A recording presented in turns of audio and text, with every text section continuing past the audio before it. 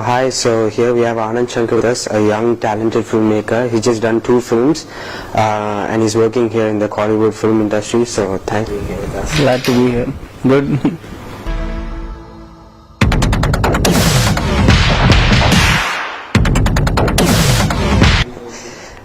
So firstly, sir, what inspired you to become a filmmaker? Any specific Hollywood movie or characters that inspired you? See, what inspired me to be a filmmaker was I was probably like a storyteller, like right from my childhood days. So I used to tell stories to friends, and like even when something happens, when you go and narrate to your friends, you create some extra like layers to it, Effects and more, yeah. make it more dramatic. Yeah. So there was a point when I realized, I was like, hey, like, there is a job for this. Yeah. Like when people exaggerate and tell stories. Pursue this as a career. It used to be a fun thing. And folks are like, okay, now enough of these stories, go and study. That's when you realize, you're like, hey, what about storytelling? Like, what if there's a job for it? And when I found out that filmmaking is that, and that automatically, like, it drew me into the whole filmmaking thing. Secondly, sir, you've made 2 films so far. Both of them are from different genres.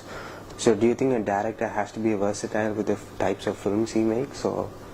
Yeah, I mean, it's nice to be versatile, yes, but I think that it depends on each industry. Like here, what I truly believe in is it's alright for a director to conquer like one kind of genre. Yeah. Make 2-3 films in that genre, like find a space for himself in the film industry, and then try different genres also. Like that's one way to go about it.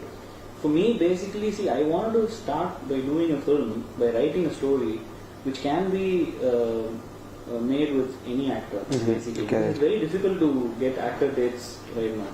So I want to make a film which is like a thriller, like a lot of people would find it interesting. That's like more like the Holy Grail. Yeah. So when I did that, like the moment I narrated it to my first actor, they were okay with it. But the second film was more of, making something which our regular film people do not see. So the first one was a thriller, the second one was a science fiction. So science fiction is pretty new to our cinema. So I thought give it a shot and try.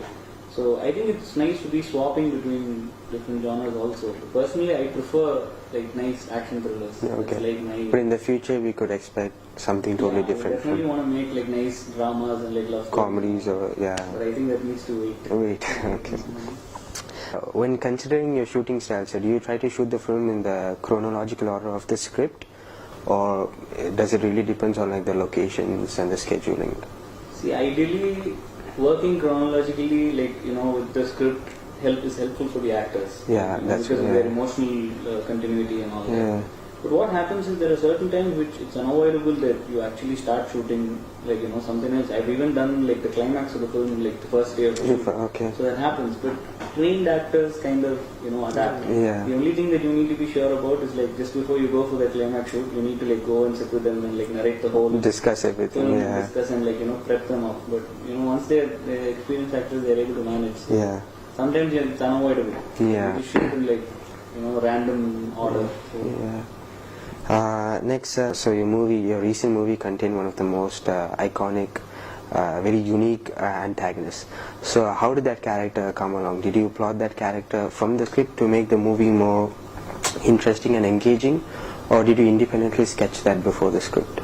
In fact, when that story happened, the antagonist was formed first. Okay. So yeah, and he's basically more than, I wouldn't call him transgender, he's probably effeminate. Yeah. So an effeminate character who's got a backstory and is like a little crazy, and what he's coming up with, the whole evil stuff that he comes up with, that energizes you, the whole crystal meth thing. So that was first created. So once that came into place, then you see how do you fight this evil. Okay, like based on okay. Who should be fighting it? It should be like an Indian cop who fights it. Yeah. So what does he do? So then the rest of the things tell him. Because that was like the most unique factor of the movie. That really hyped up the So usually, if there's something specific about the film, and people say Mugan, they're immediately talking about that character. It means that that was a character that I used to sell the film itself, like to a producer, to an actor. They're going to get excited by it. So you first crack that, and then like the rest of the thing falls in place. Okay.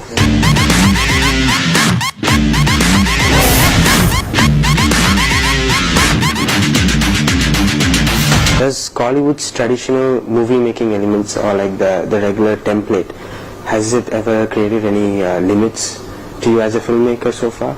It creates a huge limit with regards to filmmaking, yes. Yeah. But fortunately, I like it. Okay. So I like the template in which we work, because a lot of people even ask me, see, imagine there's American films, there's English films and all that. What happens is they have another parallel culture of pop. So there's music and there's rock stars and there's a whole zone of different kinds of people who are involved with music. Right, yeah. And for all you know, musicians and rock stars over there are much more popular than the actors. Correct, yeah. But here in India, we don't even have another music industry. Yeah. And music is always intertwined. It's all part of the movie, yeah. So that's like the culture. If we say that, we don't want to keep songs in movies, then where do people go for songs? Okay. Nobody's going to buy an individual album and listen to it, unless it comes in a film. Or in a big actor's film is when they'll want to watch it. So I'm okay with the template, but sometimes, the template gives you certain limitations. Yeah. But you need to, whichever region, in the world you're doing a film, you need to try and adapt it to them for it to work. So thanks a lot, sir. It was such a good experience and learnt a lot from this interview. So looking forward for your future projects. Thank you. Thank you for having me here. Thanks. Thanks, sir.